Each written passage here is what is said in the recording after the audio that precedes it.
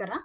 ಮತ್ತೊಮ್ಮೆ ನಿಮಗೆ ನಮ್ಮ ಎರಡನೇ ಒಂದು ಲೆಕ್ಚರ್ಗೆ ವೆಲ್ಕಮ್ ಅನ್ನ ಮಾಡ್ತಾ, ಇಂದು ನಾವು ಡಿಸ್ಕಸ್ ಮಾಡೋಕ್ಕೆ ಹೊರಟಿರುವಂತಹ ವಿಷಯ ಸೋಷಿಯಲ್ ಇಂಟ್ರಾಕ್ಷನ್ ಮತ್ತು ಪ್ರೋಸೆಸ್ ಅಥವಾ ಸಾಮಾಜಿಕ ಅಂತಕ್ರಿಯೆ ಮತ್ತು ಪ್ರಕ್ರಿಯೆಗಳ ಇನ್ನೊಂದು ಟಾಪಿಕ್ ಆದಂತ ವೆರಿ ಇಂಪಾರ್ಟೆಂಟ್ ಟಾಪಿಕ್ ಏನಿದೆ, ಫಾರ್ಮ್ಸ್ ಆಫ್ ಸೋಷಿಯಲ್ ಇಂಟ್ರಾಕ್ಷನ್ ಅಥವಾ ಸಾಮಾಜಿಕ ಪ್ರಕ್ರಿಯೆಗಳ ರೂಪಗಳು ಅಥವಾ ವಿಧಾನಗಳು, ಇದ್ರ ಬಗ್ಗೆ ತಿಳ್ಕೊಳ್ಳೋಣ ಬನ್ನಿ. ಸೊ ಬಹುಶಃ ನಿಮ್ಗೆ ಸಾಮಾಜಿಕ ಅಂತಕ್ರಿಯೆ ಮತ್ತು ಪ್ರಕ್ರಿಯೆ ಅಂತಂದ್ರೆ ಎರಡು ಒಂದೇ ಇರ್ಬೋದಾ ಅಥವಾ ಒಂದೇ ಇದು ಸಿನಾನಿಮಸ್ ಆಗಿ ಇದನ್ನ ಸಮಾನಾರ್ಥಕವಾಗಿ ಬಳಸ್ಬೋದಾ ಅಂತ ಅಥವಾ ಕನ್ಫ್ಯೂಷನ್ಸ್ ಇರ್ಬೋದು. ಮುಂದೆ ಹೋಗ್ತಾ ಹೋಗ್ತಾ ಈ ಪಾಠ ಮಾಡ್ಕೊಂತ ಹೋದಾಗ ನಿಮ್ಗೆ ಅದು ಅರ್ಥ ಆಗತ್ತೆ ಅಂತ ಭಾವಿಸ್ತೀನಿ ಬಹುಶಃ.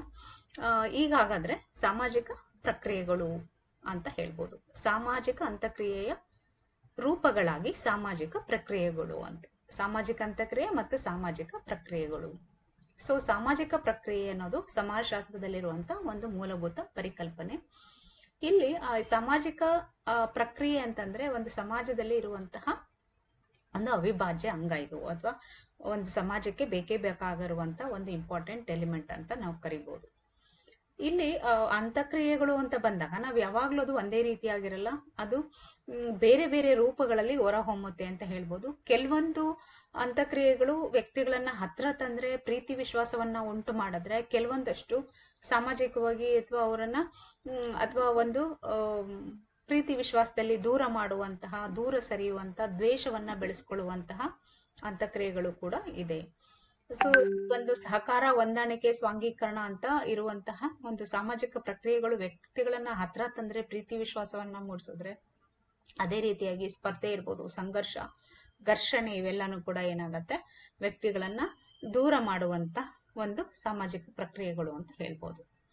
ಹಾಗಾದ್ರೆ ಈಗ ನಾನು ಆಗ್ಲೇ ಹೇಳ್ದಂಗೆ ಕನ್ಫ್ಯೂಷನ್ ಆಗತ್ತೆ. ಏನಪ್ಪಾ ಅಂತ ಬಂದಾಗ ಸಾಮಾಜಿಕ ಅಂತಕ್ರಿಯೆ ಮತ್ತೆ ಸಾಮಾಜಿಕ ಪ್ರಕ್ರಿಯೆ ಅಂದ್ರೆ ಎರಡು ಒಂದೇನಾ ಅಂತ ಅದು ಹೇಳ್ತೀನಿ ನಾನು. ಸಾಮಾಜಿಕ ಅಂತಕ್ರಿಯೆ ಅಂತಂದ್ರೆ ಕ್ರಿಯೆ ಮತ್ತು ಪ್ರತಿಕ್ರಿಯೆ ನಡೆಯುವಂಥದ್ದು ಅಂತ. ಈ ಕ್ರಿಯೆ ಮತ್ತು ಪ್ರತಿಕ್ರಿಯೆ ಯಾವ ರೂಪದಲ್ಲಿ ಹೊರಹೊಮ್ಮುತ್ತೆ ಅಥವಾ ಯಾವ ಒಂದು ವಿಧಾನವನ್ನ ಪಡ್ಕೊಳ್ಳುತ್ತೆ, ಯಾವ ಒಂದು ರೂಪವನ್ನ ಪಡ್ಕೊಳ್ಳುತ್ತೆ, ಅದಕ್ಕೊಂದು ಹೆಸರು ಕೊಡ್ತೀವಲ್ವಾ, ಅದನ್ನ ನಾವು ಸಾಮಾಜಿಕ ಪ್ರಕ್ರಿಯೆ ಅಂತ ಕರಿತೀವಿ. ಅಂದ್ರೆ ಇವಾಗ ಇಬ್ರು ವ್ಯಕ್ತಿಗಳು ಹತ್ರಕ್ ಬಂದು, ಸಂಪರ್ಕದಲ್ಲಿ ಬಂದು, ಭೌತಿಕವಾಗಿ ಒಬ್ರಿಗೊಬ್ರು ಒಳ್ಳೆ ಮಾತಾಡೋದ್ರು ಅಥವಾ ಏನೋ ಒಂದು ಗಿಫ್ಟ್ ಅನ್ನ ಎಕ್ಸ್ಚೇಂಜ್ ಮಾಡಿದ್ರು, ಇವ್ರು ಅವ್ರನ್ನ ಹೊಗಳಿದ್ರು ಅಂತಂದ್ರೆ we can call it as ಪ್ರೀತಿ ವಿಶ್ವಾಸ ಅಂತ ಏನೋ ಹೇಳ್ಬಹುದು. ಅದೇ ಇಬ್ರು ವ್ಯಕ್ತಿಗಳು ಹತ್ರ ಬಂದು ಒಬ್ರಿಗೊಬ್ರು ಒಡೆದಾಡಿದ್ರು ಅಂತಂದ್ರೆ ಅದು ಒಂದ್ ರೀತಿಯ ಸಾಮಾಜಿಕ ಪ್ರಕ್ರಿಯೆ ಅಂತ. ಈಗ ಬಹುಶಃ ಅರ್ಥ ಆಗಿದೆ ಅಂತ ಅನ್ಕೋತೀನಿ ನಾನು. ಅಂದ್ರೆ ಅಂತಕ್ರಿಯೆ ಬೇರೆ ಬೇರೆ ರೂಪಗಳಲ್ಲಿ ಆಗುವಂತದನ್ನ ಅದಕ್ಕೆ ಒಂದು ಹೆಸರನ್ನ ಕೊಡ್ತೀವಿ ನಾವು. ಇದು ಈ ರೀತಿಯ ಅಂತಕ್ರಿಯೆ, ಇದು ಇನ್ನೊಂದು ರೀತಿಯ ಅಂತಕ್ರಿಯೆ ಅಂತ, ಅದನ್ನ ಸಾಮಾಜಿಕ ಪ್ರಕ್ರಿಯೆಗಳು ಅಂತ ಕರಿತೀವಿ. ಸಾಮಾಜಿಕ ಅಂತಕ್ರಿಯೆ ಅಂದ್ರೆ ಇದು ಮೂಲಭೂತವಾದಂತ ಆಕ್ಷನ್ ಮತ್ತೆ ರಿಯಾಕ್ಷನ್. ಆ ಆಕ್ಷನ್ ಮತ್ತೆ ರಿಯಾಕ್ಷನ್ ಹೆಂಗಾಗತ್ತೆ, ಅದಕ್ಕೊಂದು ಫಾರ್ಮ್ ಇರುತ್ತೆ ಅಥವಾ ಒಂದು ರೂಪ ಇರುತ್ತೆ, ಅದು ಹೇಗೆ ತೋರ್ಪಡುತ್ತೆ ಅಥವಾ ಹೇಗ್ ನಡೆಯುತ್ತೆ ಅನ್ನೋದಕ್ಕೆ ಒಂದು ಹೆಸರನ್ನ ಕೊಡ್ತೀವಲ್ಲ, ಅದೇ ಸಾಮಾಜಿಕ ಒಂದು ಪ್ರಕ್ರಿಯೆಗಳು ಅಂತ ಕರಿತೀವಿ. ಅರ್ಥ ಆಗಿದೆ ಅಂತ ಭಾವಿಸ್ತೀನಿ ನಾನು. ಸಾಮಾಜಿಕ ಅಂತಕ್ರಿಯೆ ಅಂದ್ರೆ ಕ್ರಿಯೆ ಮತ್ತು ಪ್ರತಿಕ್ರಿಯೆ, ಇಬ್ಬರು ಅಥವಾ ಹೆಚ್ಚಿನ ವ್ಯಕ್ತಿಗಳು ಪರಸ್ಪರ ಒಡನಾಟ ನಡೆಸಿ ಸಂಪರ್ಕಕ್ಕೆ ಬಂದು ಯಾವುದೋ ಒಂದು ರೀತಿಯ ಕ್ರಿಯೆ ಮತ್ತು ಪ್ರತಿಕ್ರಿಯೆಗೆ ಒಳಗಾಗುವಂತದನ್ನ ಸಾಮಾಜಿಕ ಅಂತಕ್ರಿಯೆ ಅಂತ ಕರಿತೀವಿ.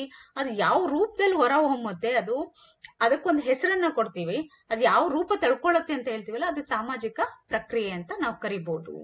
ಸೊ ಇದು ಮೇನ್ ಡಿಫರೆನ್ಸ್ ಅಂತ ಹೇಳ್ತೀವಿ. Social interaction is very basis of it, and in what forms it emerges between individuals or the group, that can be called a social process ಅಂತ.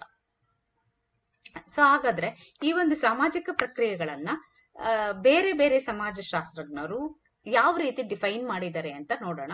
A.W. ಗ್ರೀನ್ ಅವರು ಏನ್ ಹೇಳ್ತಾರಪ್ಪ ಅಂದ್ರೆ, a social process is a characteristic way in which interactions occur. ಅಂದ್ರೆ ಸಾಮಾಜಿಕ ಅಂತಕ್ರಿಯೆಗಳು ಏರ್ಪಡುವ ವಿಶಿಷ್ಟ ವಿಧಾನಗಳನ್ನು ಸಾಮಾಜಿಕ ಪ್ರಕ್ರಿಯೆಗಳು ಅಂತ.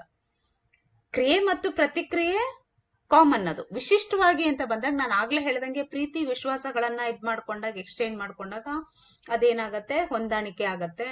ನಾವು ಒಬ್ರಿಗೊಬ್ರು ಜಗಳ ಮಾಡ್ಕೊಂಡ್ವಿ, ಘರ್ಷಣೆಗಳನ್ನ ಮಾಡ್ಕೊಂಡ್ವಿ ಅಂದ್ರೆ ಅದು ಯುದ್ಧ ಆಗತ್ತೆ, ಸಂಘರ್ಷ ಆಗತ್ತೆ. ಆ ರೀತಿ ಅಂದ್ರೆ ಯಾವ ರೀತಿ ಏರ್ಪಡುತ್ತದು ಅಥವಾ ಯಾವ ರೂಪವನ್ನ ತಾಳುತ್ತೆ ಕ್ರಿಯೆ ಮತ್ತು ಪ್ರತಿಕ್ರಿಯೆ, ಅದಕ್ಕೊಂದು ಹೆಸರನ್ನ ಕೊಡ್ತೀವಲ್ಲ, ಅದನ್ನ ನಾವು ಸಾಮಾಜಿಕ ಪ್ರಕ್ರಿಯೆ ಅಂತ ಕರಿಬಹುದು ಅಂತ.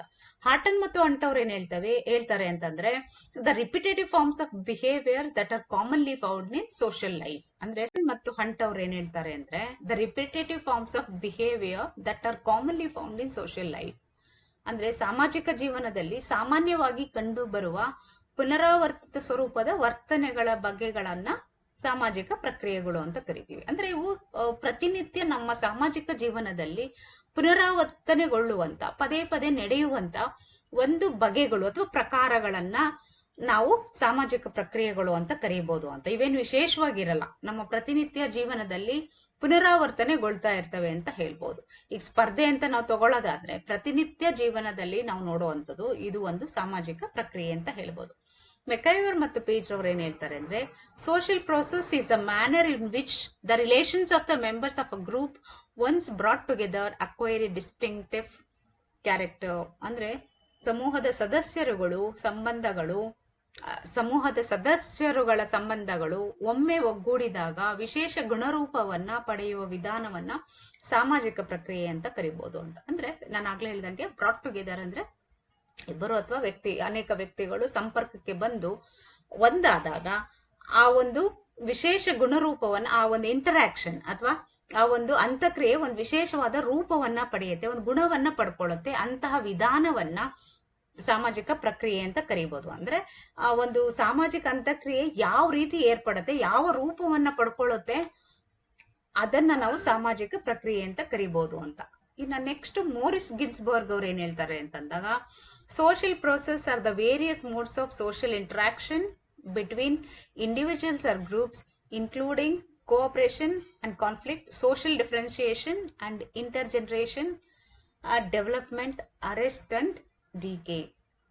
ಅಂದ್ರೆ ಸಾಮಾಜಿಕ ಪ್ರಕ್ರಿಯೆಗಳೆಂದರೆ ವ್ಯಕ್ತಿಗಳು ಇಲ್ಲ ಸಮೂಹಗಳ ನಡುವೆ ಏರ್ಪಡಬಹುದಾದಂತ ಸಹಕಾರ ಮತ್ತು ಸ್ಪರ್ಧೆ, ಸಾಮಾಜಿಕ ಭೇದ, ಸಮನ್ವಯತೆ, ಬೆಳವಣಿಗೆ, ನಿರೋಧ ಅಥವಾ ಅಳಿವು ಮುಂತಾದವುಗಳನ್ನ ಒಳಗೊಂಡಂತಹ ಅಂತಕ್ರಿಯೆಯ ವಿವಿಧ ಪ್ರಕಾರಗಳನ್ನ ನಾವು ಸಾಮಾಜಿಕ ಪ್ರಕ್ರಿಯೆಗಳು ಅಂತ ಕರಿಬಹುದು. ಒಟ್ಟಾರೆಯಾಗಿ ಇದಿಷ್ಟು ಜಿಸ್ಟ್ ಏನಪ್ಪ, ಸಮ್ಮರಿ ಏನು ಅಂತಂದ್ರೆ, ಸಾಮಾಜಿಕ ಅಂತಕ್ರಿಯೆಗಳು ಏರ್ಪಡುವಂತಹ ಅಥವಾ ಯಾವ ವಿಧಾನಗಳನ್ನ ರೂಪಗಳನ್ನ ಪಡ್ಕೋತವೆ ಅದಕ್ಕೊಂದೊಂದು ಹೆಸರನ್ನ ಕೊಡ್ತೀವಿ ನಾವು. ಅವು ಏರ್ಪಡುವಂತ ರೀತಿಗೆ ಅಥವಾ ವ್ಯಕ್ತಿಗಳು ಕ್ರಿಯೆ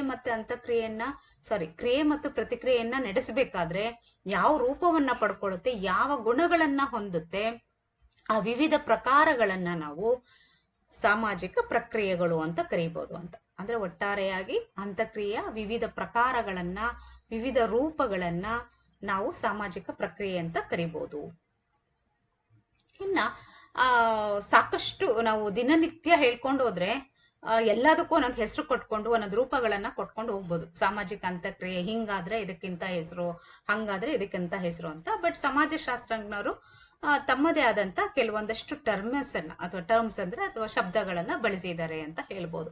ಅದರಲ್ಲಿ ಲೂಮೆ ಅವರು ಪ್ರಮುಖವಾಗಿ 10 ಈ ಒಂದು ಸಾಮಾಜಿಕ ಪ್ರಕ್ರಿಯೆಗಳನ್ನ ಗುರುತಿಸಿದ್ದಾರೆ ಅಂತ ಹೇಳ್ಬೋದು. ಅವರಲ್ಲಿ ಸ್ವಾಂಗೀಕರಣ ಅಂತ ಅಂದ್ಬಿಟ್ಟು, ಹೊಂದಾಣಿಕೆ, ಒಪ್ಪಂದ, ಸಹನೆ ಅಥವಾ ತಾಳ್ಮೆ, ಸೈರಣೆ ಅಥವಾ ಮೌನ ಸಮ್ಮತಿ, ಭಿನ್ನತೆ, ತಪ್ಪಿಸಿಕೊಳ್ಳುವಿಕೆ, ಸ್ಪರ್ಧೆ, ಸಂಘರ್ಷ ಮತ್ತು ವಿಘಟನೆ ಅಂತ. ಸ್ವಾಂಗೀಕರಣ ಅಂತಂದ್ರೆ ಸಂಸ್ಕೃತಿಗಳು ವಿಲೀನ ಆಗುವಂಥದ್ದು. ಇವೆಲ್ಲ ನಾವು ನೆಕ್ಸ್ಟ್ ಕ್ಲಾಸ್ ಅಲ್ಲಿ ಇನ್ ಡೀಟೈಲ್ ಆಗಿ ನೋಡ್ಕೊಂತ ಹೋಗ್ತೀವಿ. ನಾನು ಫಸ್ಟ್ ಕ್ಲಾಸ್ ಅಲ್ಲಿ ಹೇಳ್ದಂಗೆ ಸ್ವಾಂಗೀಕರಣ, ಹೊಂದಾಣಿಕೆ, ಸಂಘರ್ಷ, ಸ್ಪರ್ಧೆ ಮತ್ತು ಈ ಒಂದು ಹೊಂದಾಣಿಕೆ, ಈ ಒಂದು ಚಾಪ್ಟರ್ಸ್ ಏನಿದೆ ಇವನ್ನ ನಾವು ನೆಕ್ಸ್ಟ್ ಕ್ಲಾಸ್ ಅಲ್ಲಿ ಇನ್ ಡೀಟೈಲ್ ಆಗಿ ಓದ್ಕೊಂತ ಹೋಗ್ತೀವಿ ಅಂತ ಹೇಳ್ಬೋದು. ಸೊ ಇಲ್ಲಿ ನೀವು ಸ್ಕ್ರೀನ್ ಮೇಲೆ ನೋಡ್ಬೋದು ಸ್ವಾಂಗೀಕರಣ ಅಂತಂದ್ರೆ ಯಾವ ರೀತಿ ಏರ್ಪಡುತ್ತದು ಅಂತ. ಸಂಸ್ಕೃತಿಗಳು ಲೀನವಾಗುವಂಥದ್ದು, ಒಂದಕ್ಕೊಂದು ಬೆರ್ತ್ ಹೋಗುವಂಥದ್ದು. ಹೊಂದಾಣಿಕೆ ಅಂತಂದ್ರೆ ಒಂದು ಸಂಘರ್ಷದ ನಂತರ, ಗೊಂದಲಗಳ ನಂತರ ಅಥವಾ ಒಂದು ಕನ್ಫ್ಯೂಷನ್ಸ್ ನಂತರ ಅಥವಾ ಮಿಸ್ಅಂಡರ್ಸ್ಟ್ಯಾಂಡಿಂಗ್ ನಂತರ ಒಂದು ಸಮ್ಮತಿಗೆ ಅಥವಾ ಒಪ್ಪಿಗೆಗೆ ಬರುವಂಥದ್ದು.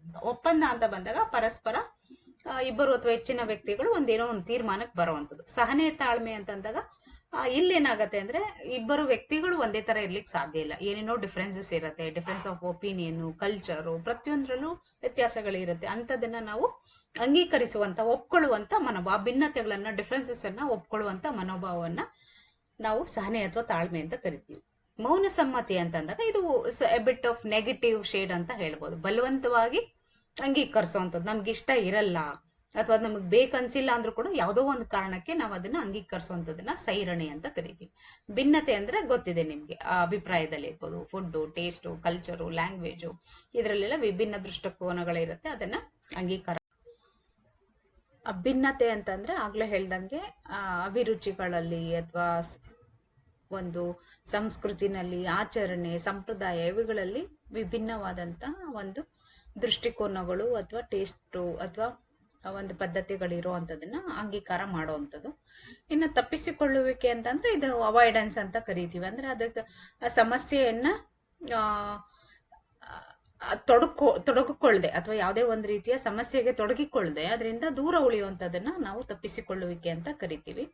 ಇನ್ನು ಕಾಂಪಿಟೇಷನ್ ಅಂತ ಬಂದಾಗ ಸಂಪನ್ಮೂಲಗಳು ಯಾವಾಗ ಸಮರ್ಪಕವಾಗಿ ಎಲ್ರಿಗೂ ಸಿಗಲ್ಲ ಅವಾಗ ಏನ್ ಮಾಡ್ತೀವಿ ನಾವು, ಸಂಪನ್ಮೂಲಗಳ ಕೊರತೆ ಇದ್ದಾಗ ವ್ಯಕ್ತಿಗಳ ನಡುವೆ ನಡೆಯುವಂತ ಒಂದು ಹೋರಾಟವನ್ನ ಸ್ಪರ್ಧೆ ಅಂತ ಕರಿತೀವಿ. ಸಂಘರ್ಷ ಅಂತ ಬಂದಾಗ ಇದು ಒಂದು ಹೋರಾಟ ಅಥವಾ ಘರ್ಷಣೆ ಅಂತ ಕರಿತೀವಿ. ಇದು ಒಂದು ಎಕ್ಸ್ಟ್ರೀಮ್ ಫಾರ್ಮ್ ಆಫ್ ಕಾಂಪಿಟೇಷನ್ ಅಂತ ಕರಿತೀವಿ. ಸಂಘರ್ಷ ಅಂತ ಅನ್ನೋದು ಒಂದು ಘರ್ಷಣೆ, ಇಬ್ಬರು ಅಥವಾ ಇಬ್ಬರಿಗಿಂತ ಹೆಚ್ಚು ವ್ಯಕ್ತಿಗಳು ಅಥವಾ ಸಮೂಹ ಅಥವಾ ದೇಶ ಅಥವಾ ಗುಂಪುಗಳ ನಡುವೆ ನಡೆಯುವಂತ ಒಂದು ಹೋರಾಟ ಅಂತ ಹೇಳ್ಬೋದು.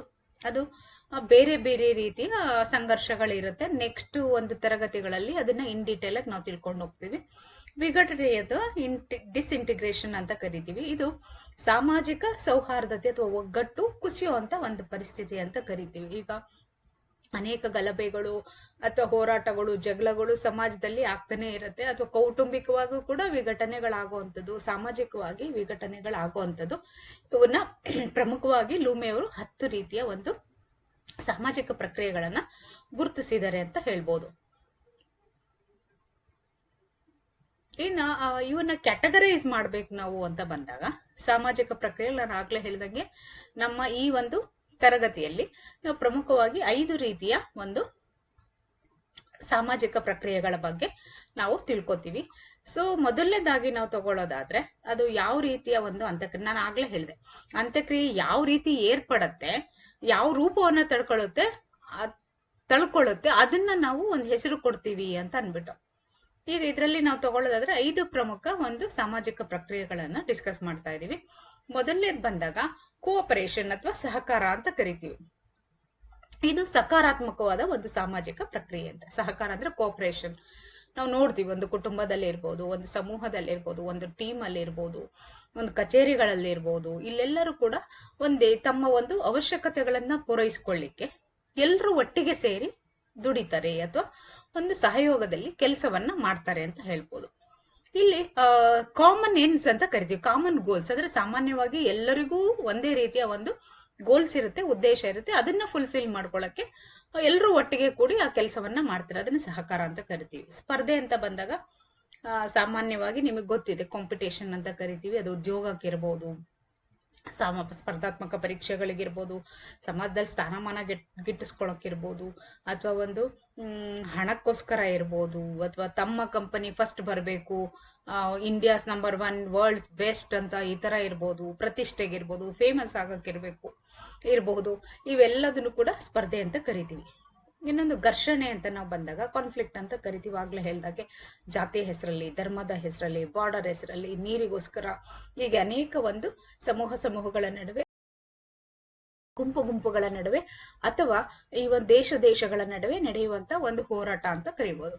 ಇನ್ನು ಹೊಂದಾಣಿಕೆ ಅಂತ ಬಂದಾಗ ಇದು ಒಂದು ಸಕಾರಾತ್ಮಕವಾದಾಗ ಒಂದು ಸ್ಥಿತಿಸ್ಥಾಪಕ, ಅಂದ್ರೆ ಕೆಟ್ಟದು ಅಲ್ಲ ಒಳ್ಳೇದು ಅಲ್ಲ, ಆ ರೀತಿಯ ಒಂದು ಮೀಡಿಯಾ ಕೋರ್ ಅಂತ ಏನ್ ಹೇಳ್ತೀವಿ, ಆ ರೀತಿಯ ಒಂದು ಸಾಮಾಜಿಕ ಪ್ರಕ್ರಿಯೆ ಅಂತ ಕರಿಬಹುದು. ಕೆಲವೊಂದ್ಸತಿ ಏನಾಗತ್ತೆ, ರಾಜಕೀಯ ಒಪ್ಪಂದಗಳು, ಅಲ್ಲಿ 2 ವಿಭಿನ್ನ ಒಂದು ರಾಜಕೀಯ ಪಕ್ಷಗಳಿರ್ಬೋದು, ಸೈದ್ಧಾಂತಿಕವಾಗಿ ಅಥವಾ ಅವರ ಒಂದು ಆಲೋಚನೆಗಳಲ್ಲಿ ವಿಭಿನ್ನತೆ ಇದ್ದಾಗ ಅವನ್ನೆಲ್ಲ ಮರೆತು ಹೊಂದಾಣಿಕೆಯನ್ನ ಮಾಡ್ಕೊಳ್ಳುವಂಥದ್ದು. ಇನ್ನು ಕೋರ್ಟ್ ಅಲ್ಲಿ, ನ್ಯಾಯಾಲಯದಲ್ಲಿ ಪರಿಹಾರವನ್ನ ಕಂಡಿಡ್ಕೊಳ್ಳುವಂಥದ್ದು. ಅಲ್ಲೇನಾಗಿರುತ್ತೆ, ಇಬ್ರು ಪಾರ್ಟಿಗಳು ಯಾವುದೋ ಒಂದು ಲಿಟಿಗೇಷನ್ ಅಥವಾ ಕೇಸನ್ನ ಕೋರ್ಟಿಗೆ ತಗೊಂಡು ಹೋದಾಗ ಅದು ತುಂಬಾ ಇಳ್ಕೊಂಡು ಹೋಯ್ತು ಅಥವಾ ಕಾಂಪ್ರಮೈಸ್ ಮಾಡ್ಕೋಬೇಕು ಅಂದಾಗ ಏನ್ ಮಾಡ್ತಾರೆ, ಅದನ್ನ ಬಿಟ್ಟು ಹೊಂದಾಣಿಕೆಯನ್ನ ಮಾಡ್ಕೋತಾರೆ. ಇನ್ನು ಸ್ವಾಂಗೀಕರಣ ಅನ್ನೋದು ಒಂದು ಸಕಾರಾತ್ಮಕ ಸಾಮಾಜಿಕ ಪ್ರಕ್ರಿಯೆ ಅಂತ ಹೇಳ್ಬೋದು. ಇಲ್ಲೇನಾಗತ್ತೆ, ಇದು ಒಂದು ಲಾಂಗ್ ಡ್ಯೂರೇಷನ್ ಅಥವಾ ಲಾಂಗ್ ಲಾಸ್ಟಿಂಗ್ ಒಂದು ಸಾಮಾಜಿಕ ಪ್ರಕ್ರಿಯೆ ಅಂತ ಹೇಳ್ಬೋದು. ಇಲ್ಲಿ ಬೇರೆ ಬೇರೆ ಒಂದು ಸಂಸ್ಕೃತಿಗಳು ಒಟ್ಟಿಗೆ ಸೇರುವಂತ, ಒಂದು ಸಂಸ್ಕೃತಿ ಇನ್ನೊಂದು ಸಂಸ್ಕೃತಿಯಲ್ಲಿ ಲೀನವಾಗುವಂತ ಒಂದು ಪ್ರಕ್ರಿಯೆಯನ್ನ ಸ್ವಾಂಗೀಕರಣ ಅಂತ ಕರಿತೀವಿ. ಸೊ ಈ ಒಂದು 5 ರೀತಿಯ ಸಾಮಾಜಿಕ ಪ್ರಕ್ರಿಯೆಗಳ ಬಗ್ಗೆ ನಾವು ನಿಮ್ಮ ತರಗತಿಯಲ್ಲಿ ಹೀಗೆ ಪ್ರತಿಯೊಂದು ಸಮಾಜಕ್ಕೂ ಕೂಡ ಸಾಮಾಜಿಕ ಪ್ರಕ್ರಿಯೆಗಳು ಅತ್ಯಗತ್ಯ ಅಂತ ಹೇಳ್ಬೋದು. ಇವು ಸಮಾಜ ಮತ್ತು ವ್ಯಕ್ತಿಗಳ ನಡುವೆ ಒಂದು ಕೊಂಡಿಯ ರೀತಿನಲ್ಲಿ ಕೆಲಸ ಮಾಡುತ್ತೆ. ಆ ಒಂದು ವ್ಯಕ್ತಿ ಮತ್ತು ಸಮಾಜದ ನಡುವಿನ ಅವು ಸಂಬಂಧಗಳನ್ನ ನಿರ್ವಹಣೆ ಮಾಡುತ್ತೆ. ಇಲ್ಲಿ ಸಾಮಾಜಿಕ ಅಂತಕ್ರಿಯೆಯ ಮೂಲಕ ಅನೇಕ ಒಂದು ಸಾಮಾಜಿಕ ಒಂದು ವ್ಯವಸ್ಥೆ ಏನಿದೆ ಅಲ್ಲಿ ಸಂಘಟನೆ, ಪ್ರಭಾವ, ನಿಯಂತ್ರಣ, ಬದಲಾವಣೆ ಮತ್ತು ಎಲ್ಲ ರೀತಿಯ ಒಂದು ಫಂಕ್ಷನಿಂಗ್ ಅಂತ ಏನ್ ಕರಿತೀವಿ, ಇದು ಒಂದು ಸಾಮಾಜಿಕ ಪ್ರಕ್ರಿಯೆಗಳ ಮೂಲಕ ನಡೆಯುತ್ತೆ ಅಂತ ಹೇಳ್ಬೋದು. ಇದು ಸಾಮಾಜಿಕ ಜೀವನದ ಒಂದು ಮೂಲ ಅಂಶ ಅಥವಾ very foundation of any society ಅಥವಾ ಸೋಷಿಯಲ್ ಒಂದು ಸಿಸ್ಟಮ್ ಅಂತ ನಾವು ಕರಿಬಹುದು. ಈಗ ನಿಮ್ಗೆ ಈ ಸಾಮಾಜಿಕ ಪ್ರಕ್ರಿಯೆಗಳಂದ್ರೆ ಏನು, ಅದರ ಅರ್ಥ, ವ್ಯಾಖ್ಯೆಗಳು ಮತ್ತೆ ಅದರ ಪ್ರಕಾರಗಳೇನಿದೆ, ಸಕಾರಾತ್ಮಕ ಪ್ರಕ್ರಿಯೆಗಳ್ಯಾವುದು, ನಕಾರಾತ್ಮಕ ಪ್ರಕ್ರಿಯೆಗಳ್ಯಾವುದು ಅನ್ನೋದ್ರ ಬಗ್ಗೆ ಸಂಕ್ಷಿಪ್ತವಾಗಿ ಗೊತ್ತಾಗಿದೆ ಅಂತ ಭಾವಿಸ್ತೀನಿ. ಇವನ್ನೇ ಈ 5 ಏನಿದಾವೆ, ಹೊಂದಾಣಿಕೆ, ಸಹಕಾರ, ಸಂಘರ್ಷ, ಸ್ವಾಂಗೀಕರಣ ಮತ್ತು ಸ್ಪರ್ಧೆ, ಇವು 5 ಕೂಡ ನಾವು ಮುಂದಿನ ತರಗತಿಗಳಲ್ಲಿ ಇನ್ ಡಿಟೇಲ್ ಆಗಿ ಸ್ಟಡಿ ಮಾಡ್ತಾ ಹೋಗ್ತೀವಿ. Thank you.